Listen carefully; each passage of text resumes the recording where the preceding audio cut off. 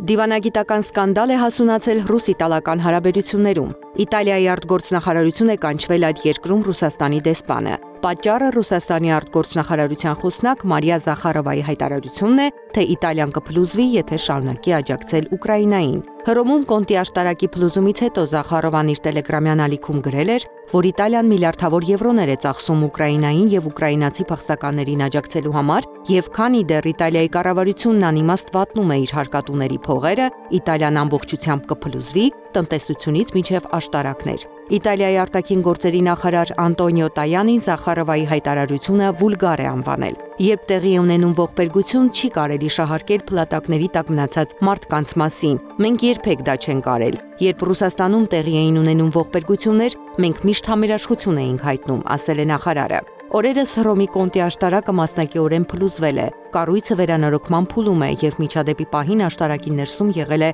4 բանվոր, նրանցից մեկը մնացել է փլատակների տակ։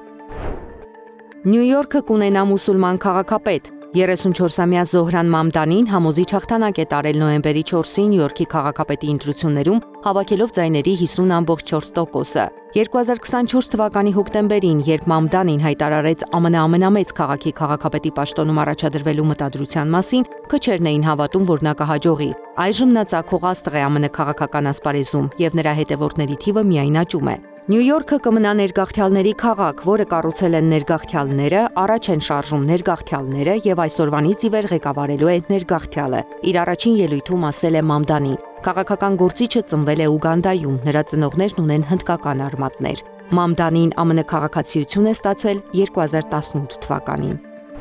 Եվրամիությունն Ուկրաինային 1.8 միլիարդ եվրոյի նոր տրանշ է հատկացրել, ինչը 2022 թվականից ի վեր Կիևին տրամադրվող ԵՄՕ-օգնության ընդհանուր գումարը կհասցնի մոտավորապես 180 միլիարդ եվրոյի, ասվում է Եվրամիության խորհրդի կայքում հրապարակված հայտարարության մեջ։ Էկոնոմիկայի հարցերով եվրահանձնակատար Վալդիս Դոմբրովսկիսը հոկտեմբերի 23-ին հայտարարել էր, որ Եվրամիությունը 2022 թվականի փետրվարից ի վեր Ուկրաինային արդեն տրամադրել է մոտ 178 միլիարդ եվրոյի ընդհանուր աջակցություն, այդ թվում 63 միլիարդ եվրոյի ռազմական օգնություն։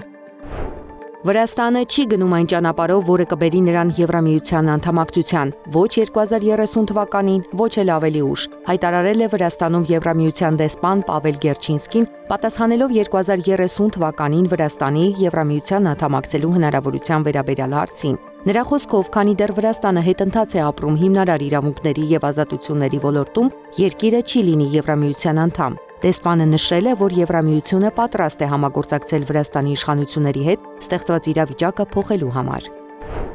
Միացյալ Նահանգների օդանավակայաններում քաոս է ավելի քան 1 ամիս տևող շաթդաունի պատճառով։ Ուղևորները բախվում են չվերթների ուշացումների եւ չեղարկումների, օդային երթևեկության կարգավարների բացակայությունների աճի պատճառով։ Միացյալ Նահանգներում օդային երթևեկության գրեթե 13000 կարգավար աշխատում է առանց վարձատրության հոկտեմբերից ի վեր, երբ սկսվեց կառավարության գործունեության մասնակի դադարեցումը, այսպես կոչված շաթդաունը։ Հիշեցնենք, որ Միացյալ Նահանգների կառավարության աշխատանքի մասնակի դադարեցումը սկսվել է հոկտեմբերի 1-ին, այն բանից հետո, երբ ամերիկացի օրենսդիրները չկարողացան համաձայնության գալ բյուջեի շուրջ կարևորագույն պետական ծառայությունների ֆինանսավորումը շարունակելու համար։ Այս շաթդաունը դարձել է Միացյալ Նահանգների պատմության մեջ ամենաերկարը։ Նախկին ֆուտբոլիստ Դեվիդ Բեքհեմին ասպետի կոչում է շնորհվել։ Արարողությունը տեղի է ունեցել Վինդզորի ամրոցում։ Մեծ Բրիտանիայի թագավոր Չարլզ III-ը նրան այդ կոչումը շնորհել է սպորտին եւ բարեգործությանը մատուցած ծառայությունների համար։ Անգլիայի հավաքականի նախկին խաղացողին ուղեկցել են ծնողները եւ կինը Վիկտորիա Բեքհեմը։ Զարա Սարգսյան, Նոնա Գևորգյան, ABC Media։